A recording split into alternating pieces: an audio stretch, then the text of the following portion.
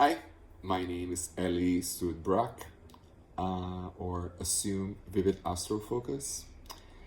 First of all, I hope everybody is safe and sound and healthy. I've been working with the pseudonym Assume Vivid Astro Focus, or AVAF, since 2001. I'm originally from Rio de Janeiro, Brazil. And I lived in São Paulo, moved to São Paulo in 1991, and I lived in São Paulo till 1998 when I moved to New York City. And I lived in New York City for 20 years. And then since 2018, I'm splitting my time between São Paulo and New York City. I still have a home base in New York. Actually, nowadays I have dual citizenship. I'm actually American too. It's been like 4 years. And, but since 2018, I've been spending more time in Brazil. So I started working with this pseudonym with Assume Vivid Astrofocus in 2001.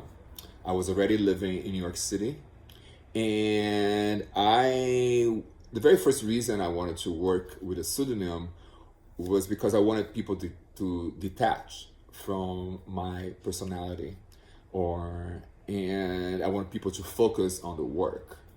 But then the other reason to work with a pseudonym was because I was actually working from the very beginning with friends of mine.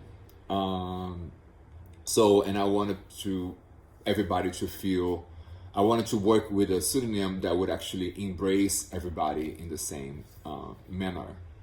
And I used to call ourselves a collective, but it was never a collective per se, because I was actually working more as a curator, and I was curating different friends of mine in different projects that I was developing.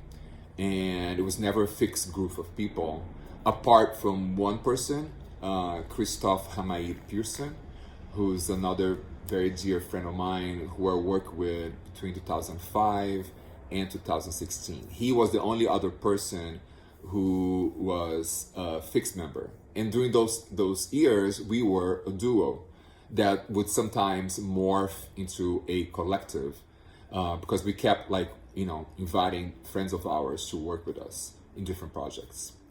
And since 2016, we've been working more independently. And I'm here to introduce you guys to this group of paintings that are on display at Fredric Snitzer Gallery in Miami. Miami, by the way, is a very dear city for me. I go there quite often. I actually have a few permanent projects there. The only city in the world that has permanent pieces of mine. I have 2 murals in Wynwood. I have 2 murals at the Dolphins Stadium. And I have a permanent installation from 2004 at Carlos and Rosa de la Cruz house in Key Biscayne. So I'm here to introduce the paintings. We started producing paintings in 2013 for a solo show. We had at Casa Triangolo, the gallery that we work with in São Paulo. And the oldest paintings in this grouping that you're looking at right now are from our second painting show at Suzanne Guy's company, which was a gallery that used to exist at Deitch Project's oldest space on Grand Street. So for these 2 paintings are the one painting on the right side as you walk in this room, this U-shaped room at Frederic's, the very last one on the right side, and the smaller one facing it, the one that's right underneath tapestry that's hung on the wall. The smaller one is on handmade paper, and the one facing it, the larger one, it's on canvas. For these paintings, we use this paint called Crink, which is an alcohol-based paint. very difficult to use because it dries really fast, builds up really fast, but has this really nice finish, it's a lacquer-like finish, and it's very sleek looking, no brush stroke, you know. And the very beginning of our painting phase, let's say, we decided to restrict the color scheme that we were working with, and those two paintings, they have 6 colors only: red, blue, green, yellow, black, and white.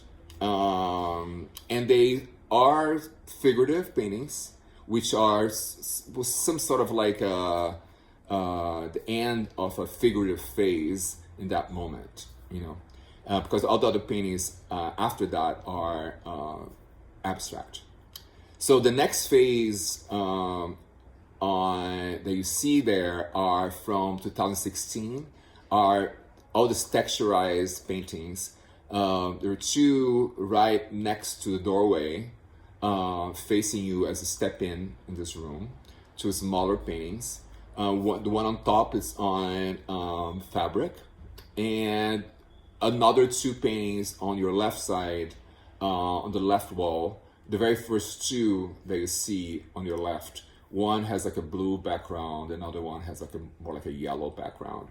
So in opposition, let's say, to the other paintings we were producing before, these paintings are very texturized, and I was adding like different textures, like palm leaves, shredded tire, and I wanted to have this build-up of texture on the surface. This actually also marked the beginning of a moment in which I decided to remix our projects, our imagery. This was a moment that I stopped working with Christophe full on, just working with him eventually. And I started looking back at our own work and remixing things that we had done in the past. And from this moment onwards, all these paintings, they actually come from one specific wallpaper of ours from 2012, a very abstract wallpaper, a very intricate wallpaper. And I realized once I zoom in this wallpaper, I would actually find all these different landscapes, abstract landscapes. And all these paintings, the texturized paintings and the most recent paintings, all come from this one wallpaper, from different landscapes that I find in this very intricate wallpaper. Of course, I changed colors, I changed shapes, but this was also a moment that I started like developing my own Pantone, because like the reference for these paintings are, I'm actually looking at the computer screen when I look at this wallpaper, this abstract wallpaper, trying to find new landscapes in this one wallpaper. So the color reference is actually the color that I see on the computer screen. It's a color traversed by light, a color that's lit. So I try to replicate with acrylic paint. From this moment onwards, I started using acrylic. I try to replicate the vibrancy of the computer screen, of this color that's hit by light. So I create my own shades. I have a Pantone with a bunch of numbers that I use and I keep developing new shades of colors because I'm always finding new colors, new shades. And so these paintings mark the beginning of this phase that I'm talking about with acrylic paint. And then there's the next grouping are the 3 paintings on neoprene. There are on the wall on the right side, on your right side. And the 2 smaller paintings under like a larger painting, and the painting in the middle of this wall, the same wall, they're all on neoprene. So for those paintings, I printed imagery, like details from the same wallpaper, manipulated and on neoprene, and I painted it with acrylic on top of it. So I went back to do something that's more flat, let's say, because there's no, I mean, there's texture because it's fabric and paint on top of it, but it's pretty much flat. But I was actually very attracted to the vibrancy that you achieve by printing on neoprene. And then the next and most recent phase are the paintings on thick corrugated cardboard, which is the painting, the larger painting as you step in on your right, and the largest painting in this grouping, which is on your left, on the left wall, in the middle of that wall. So for these paintings, I use a very thick cardboard that's usually used for transportation of refrigerators, large wardrobes, and I peel certain areas of the outer surface to reveal the corrugated texture underneath. So there's like this sort of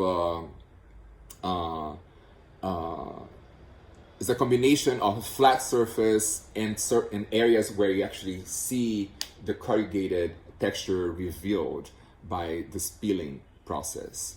And for these paintings, I give like a few layers of fluorescent paint first, and fluorescent color paint first with spray paint, and then I paint with acrylic on top of it. And I do that because the corrugated texture reveals this first layer of fluorescent paint in certain areas. So you see some light. So you see this vibrant colors coming through the acrylic paint on top of it in certain areas. And that, for me, sort of replicates the experience of looking at the computer screen and having light traversing the colors. And then the very last element I'm going to talk about is the dancing rug, which is in the center of this room. The imagery on it also comes from the same abstract wallpaper that I was talking about. That's the reference for all the paintings. And I did the very first grouping of dancing tapestries for a show I had at Mate, a museum in Lima, in Peru.